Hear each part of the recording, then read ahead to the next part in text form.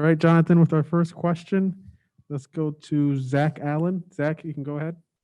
Hey, Jonathan. So you're playing with the Warriors, but how will you use your physical and power, your physical capability, your power inside that Warriors lineup on offense?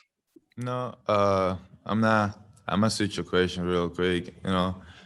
I see myself as giving up a lot on defense. And at the end of the day, if they need me on offense, just the way they want me to do it, I'm willing to do it, and I feel like I'm capable to do it, and I feel like it's the right fit for me. Thank you. We'll do Naveen Gaglani next. Hey, Jonathan, congratulations. You came like Jalen Green, you both got better as the draft approach through G League Ignite. I just wanted to ask you, how do you see, the future for players who take the same route going to the G League? And you also had one teammate in Ignite. His name is Kai Soto. He's pretty big here in the Philippines. Do you think Kai could eventually be where you are now too, which is making it to an NBA team? Kai for sure. I'll say Kai for sure. He has a chance to be a great player.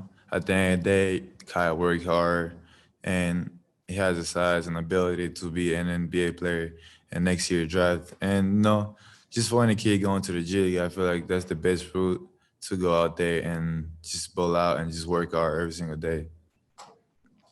Thank you. Thank you. We'll do Jonathan Kiernan next. Hi, Jonathan. Thank you so much for speaking to all of us. And just congratulations on getting drafted. I know today is only day one of your NBA career, but what legacy do you want to leave behind when your career is all said and done? Can you repeat that, please? Yeah, no problem.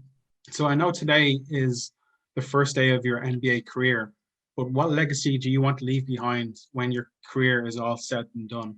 No, at the end of the day, I just want to be remembered as that guy who brought the team to a championship, who won a championship.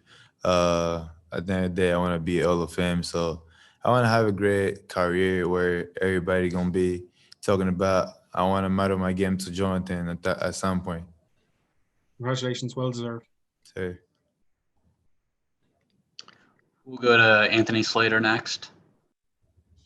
Yeah, Jonathan, the Warriors are obviously in a position to really kind of compete for a title next season. How ready do you think you are to kind of step in and play maybe like a supplementary role on a winning team like right now? like I said, I always pray God, I always thanks God.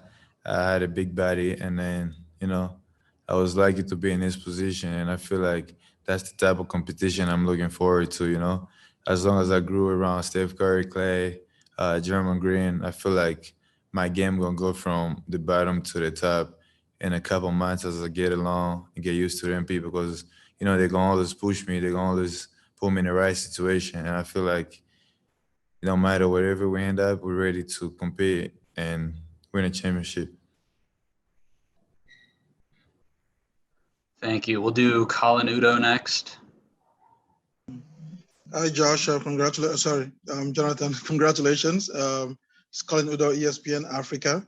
I'm sure you're aware a bunch of African players were drafted last season, and one of them, I think, even won the title with Milwaukee Bucks. So when you look at that progression and you look at the great African players who've come before you, where do you think your ceiling is, and which African player do you think inspires you the most?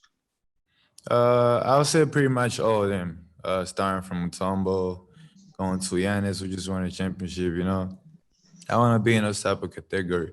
Like, I want to be one of those players where coming from Africa and one day do something big in the NBA. So basically, I'm looking forward to be with the Golden State and, help the team and just be that one African kid that going to come out there and do everything that I can do to help a team to win.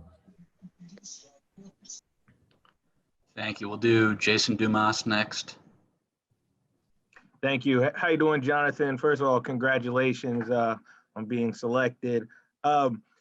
During this process, and maybe even over the past year since you were based a little bit in Northern California with the Ignite, had you had any conversations with the Warriors, with Bob Myers, Steve Kerr throughout this process? Did you have an idea that maybe this could be a possibility, you going and playing for the Warriors?